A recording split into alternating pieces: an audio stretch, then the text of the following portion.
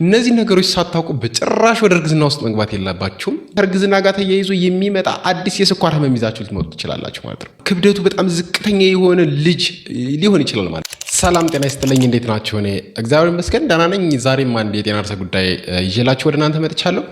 በዛሬ የጤና ርዕሰ ጉዳያችን የምንመለከተው ነገር ከማርገዛችሁ በፊት የግዴታ ማወቅ ያለባችሁ በጣም ወሳኝ የሆኑ 7 ነገሮችን እነግራችኋለሁ።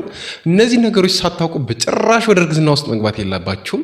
ምክንያቱም እነዚህ ነገሮች ቀድማችሁ በማወቃችሁ በእርግዝና ሰዓታችሁ ወይም ደግሞ ከእርግዝና በኋላ የሚመጡ በእናንተ ላይ እና በጽንሱ ላይ የሚፈጠሩ ችግሮችን አስቀድማችሁ ለመከላከል ይረዳችኋል ማለት ነው። ይህ ነገር እኛ ሀገር ላይ ብዙ ጊዜ አልተሰራም። ይህ ምንድነው እየተደረገ ያለው? አሁን ላይ ብዙ ጊዜ እናቶች ወደ እርግዝና ከገቡ በኋላ ነው ወደ ሕክምና ወይም ደግሞ እርግዝናቸውን በተመለከተ ክትትል የሚያደርጉት። ነገር ግን ከእርግዝናቸው በፊት ግን እርግዝናቸው ላይ የሚፈጠሩ ነገሮችና ወይም ደግሞ ከወሊድ በኋላ ሊፈጠሩ የሚችሉ ነገሮችን አስቀድመው ወደ እርግዝና ውስጥ ከመግባታቸው በፊት ግን ብዙ ጊዜ እየተሰራ አይደለም። ብዙ ጊዜም እህቶችም እናቶችም እያወቃችሁት አይደለም እና እነዚህ ነገሮች ሳታውቁ ወደ እርግዝና በፍጹም መግባት የለባችሁም ብዬ አስባለሁኝ። ለዚህ ቻናል ስትመጡ የመጀመሪያችሁ ጊዜ ከሆነ ቻናሉን ሰብስክራይብ አድርጉት። በቀጣይ የምንለቃቸው አንዳንድ ቪዲዮዎች ሁሌም ለእናንተ ይደርሳሉ። ሌሎችም እንዲደርሳቸው ሼር ማድረጉን እንዳትረሱ። ወደ ርዕሰ ጉዳያችን እንገባለን። አንደኛውና በጣም ወሳኙ ነገር ወደ እርግዝና ለመግባት ስታስቡ ወይም ደግሞ እርግዝና ስታስቡ ማወቅ ያለባችሁ ነገር ተገቢ ክብደት ላይ መሆናችሁን ማረጋገጥ ይኖርባችኋል። ተገቢ ክብደት ስንል ምን ማለት ነው? ተገቢ ክብደት ማለት አለካኩን እንግዲህ እዚህ ቪዲዮ ላይ ለማሳየት እሞክራለሁ። በደንብ ተመልከቱት። BMI የምንለው ወይም ቦዲ ማስ ኢንዴክስ በምንለው አሰራር ነው እንግዲህ ተገቢ ክብደት ላይ መሆን አለመሆንን የአንድ ሰው የሚታወቀው ማለት ነው። ስለዚህ ይህ ቁጥር ከ18.5 እስከ 24.9 መሆን አለበት። እንዴት ይሰራል የሚለውን በምናይበት ጊዜ ለምሳሌ አንድ ምሳሌ ልስጣችሁ። 65 ኪሎ ግራም የሆነች እናት ቁመቷ ደግሞ ሜትር ከ65 የሆነች ብትሆን ቁመቷን ለሁለት ስኩዌር አድርገን አባዝተን ክብደት ሲካፈል ለሜትር ስኩዌር አድርገን የምንሰራውና የሚመጣው ውጤት ማለት ነው ብዙ ጊዜ ከ24.9 በላይ 26 27 እስከ 30 እና ከዛ በላይ ሁሉ የሚሆን ከሆነ በጣም አደጋ ስለሆነ ወደ እርግዝና ውስጥ ከመግባታችሁ በፊት ይህ ክብደት መስተካከል አለበት ማለት ነው። ከዚህ ባለፈ ደግሞ በተቃራኒው ልክ ከ18.5 በታች ከሆናችሁ ደግሞ ይህ ክብደት በደንብ ከተስተካከለ በኋላ ወይም ክብደታችሁ ወደ ኖርማል ከመጣ በኋላ ነው እርግዝና ውስጥ መግባት ያለባችሁ። ይሄ ምንድነው እንግዲህ ክብደታችሁ በተለይ ከ24.9 በላይ ከሆነ ምን ያስከትላል ማለት ነው? ልክ እርግዝና ውስጥ በምትገቡ ሰዓት እርግዝና ጋር ተያይዞ የሚመጣ የደም ግፊት ፕሪክላምፒያ የምንለው ወይም ደግሞ ያለ ጊዜውን መውለድ እንዲመጣ ምክንያት ስለሚሆን ለዚህ ችግር ይዳረጋችኋል ማለት ነው። ስለዚህ ተስተካክሎ ካልገባችሁ ማለት ነው። ከዚህ ባለፈ ደግሞ የጌስቴሽናል ዲያቤቲስ የምንለው ወይም ደግሞ ከእርግዝና ጋር ተያይዞ የሚመጣ አዲስ የስኳር ህመም ይዛችሁ ልትመጡ ትችላላችሁ ማለት ነው። ይህ ማስተካከል ወደ እርግዝና ከገባችሁ ማለት ነው። ስለዚህ ይህንን ማስተካከል በጣም ተገቢ ነው። በተለይ ደግሞ በጣም አሁንም የከፋ የሆነ ከፍ ያለ BMI-ያችሁ ከ30 ወይም ደግሞ ከዛ በላይ ከፍ ያለ ከሆነ ደግሞ ማክሮሶሚክ የሆነ ወይም ደግሞ በጣም ከፍተኛ የሆነ ክብደት ያለው ጽንስ ሊፈጠር ይችላል። ለምን? በጣም ከፍተኛ የሆነ ግሉኮስ ወይም ደግሞ ምግብ ስለሚያገኝ የራሱ ያ ምክንያት አለው። ኦቨርዌይት የሆነ ህፃን ወይም ጽንስ ይኖራቸዋል ማለት ነው። በተለይ ከ4.5 ኪሎ ግራም በላይ የሆነ ጽንስ ይፈጠራል። ይሄ ደግሞ ምንና ለመውለድም እንዲሁም ከወሊድ ጋር ተያይዘው የሚፈጠሩ ኮምፕሊኬሽኖች ምክንያት ይሆናል ማለት ነው። ከዚህ ባለፈ ደግሞ በርዝ ዲፌክትስ የምንላቸው ኒውራል ቲዩብ ዲፌክት፣ የአኒሴፋሊ ስፓይናል ቢፊዳ የምንለው እንደዚህ ከጀርባ ጋር ተያይዘው አይታችሁ ከሆነ ምስሉ ላይ እንደምትመለከቱት እንደዚህ አይነት ችግሮችም ተያይዘው ጽንሱ ላይ እንዲፈጠሩ ስለሚያደርግ ክብደታችሁ በደንብ መስተካከል አለበት ማለት ነው። በተለይ ደግሞ ከ18.5 ወይም ደግሞ በጣም አንደርዌይት ሆናችሁ ወደ እርግዝና የምትገቡ ከሆነ ደግሞ ክብደቱ በጣም ዝቅተኛ የሆነ ልጅ ሊሆን ይችላል ማለት ነው። ምክንያቱም ተገቢ የሆነ ክብደት ስለሌላችሁ በጣም ዝቅተኛ ስለሚሆን፣ ከዚህ ባለፈ ደግሞ ያለ ጊዜውም ጽንሱ ሊወለድ ይችላል ማለት። ስለዚህ ተገቢ ክብደት ላይ ሳትሆኑ መሆናችሁን ሳታረጋግጡ ወደ እርግዝና በፍጹም እንድትገቡ እኔ አልመክርም ማለት ነው። እነዚህ ነገሮች ታደርጋላችሁ።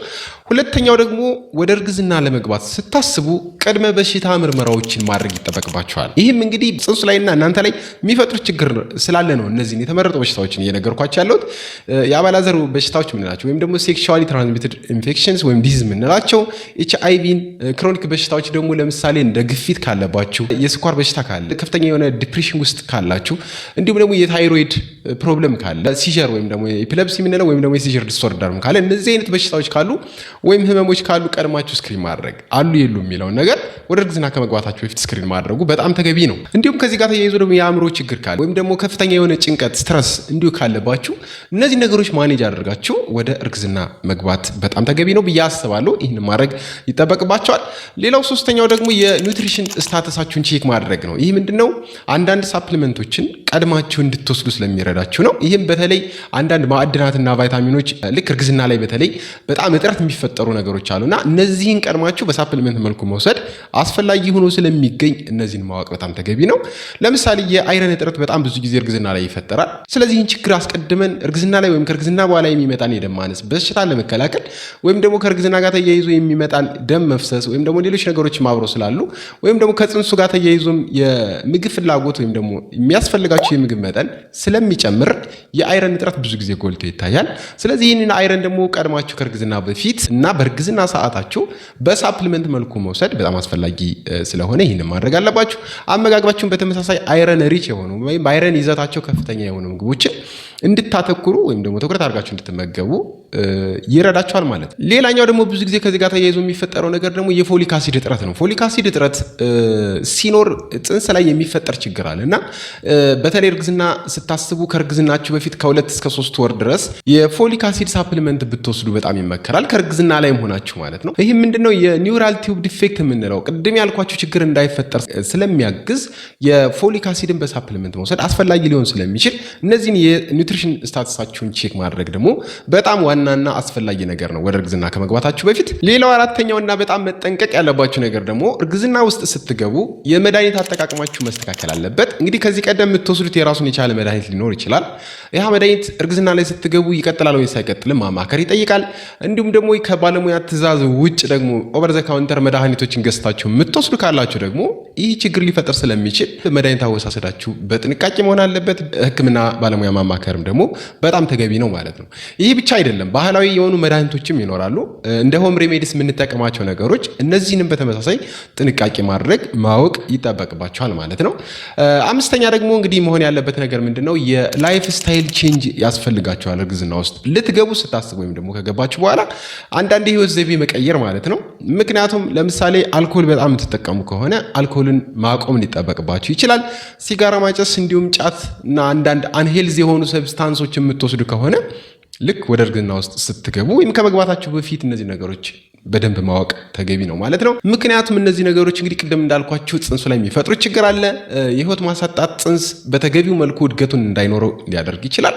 ለምሳሌ ማጨስ አሁንም ብንወስድ ድንገታዊ የሆነ ጽንስ ውስጥ ላይ እንዲጠፋ ምክንያት ሊሆን ይችላል። ይህ ብቻ አይደለም፣ እናንተ ብቻ ማጨስ ሳይሆን በአካባቢያችሁ ወይም ደግሞ ባል ሊሆን ይችላል ወይም ደግሞ በቅርብ ያለ ሰው የሚያጨስ ከሆነም ከዚህ ሰከንድ አንድ ስሞኪንግ ከምንለው ነገርም መራቅ ይጠበቅባቸዋል ማለት ነው። ከዚህ ጋር ተያይዞ አንቺ ብቻም ሳይሆን ደግሞ ባለቤትሽም እንደዚሁ ሲጋራ የሚያጨስ ከሆነ ወደ እርግዝና መግባት የምታስቡ ከሆነ ባለቤትሽም ኢቭን የሚያጨስ ከሆነ የስፐርም ኳሊቲው እየወረደ ነው የሚሄደው እና ይህ ደግሞ ምንድነው የሚፈጠረው ጽንስ ላይ የጽንስ ጉዳትን ሊያስከትል ሁሉ እንደሚችል ጥናቶች ያሳያሉ ማለት ነው። ስለዚህ እነዚህ ላይፍ ስታይል መቀየር በጣም ተገቢ ነው ማለት ነው። ስድስተኛ ደግሞ በጣም አስፈላጊ ነገር ምንድነው? ክትባት መውሰድ አስፈላጊ ነው የሚሆነው። ይህ ምንድነው?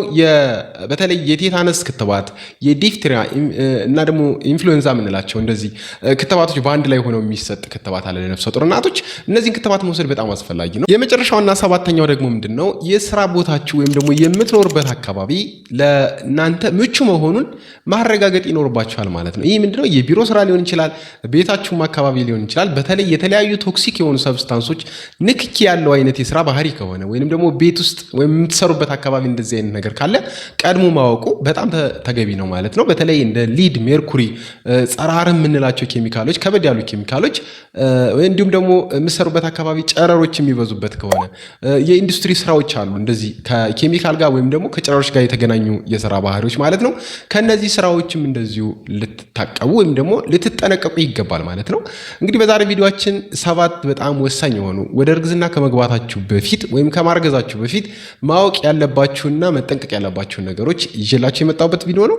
እንደምትወዱ ተስፋ አድርጋለሁ። በሌላ ቪዲዮ እስከምንገናኝ መልካም ጊዜ እመኛለሁ። ለቻናሉ አዲስ ከሆናችሁ ቻናሉን ሰብስክራይብ ማድረጉን እንዳትረሱ።